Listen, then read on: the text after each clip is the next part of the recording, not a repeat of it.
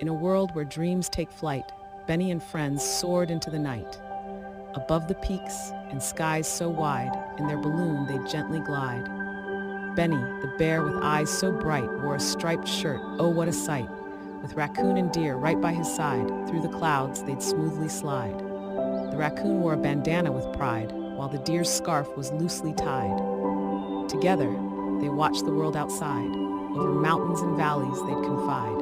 The sun dipped low, spreading colors wide, orange and pink, the evening's bride. Look at that view, Benny cried, as the moon and stars became their guide.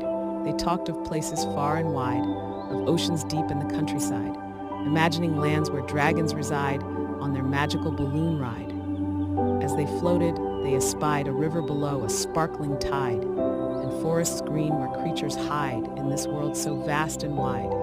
But soon it was time to descend and slide.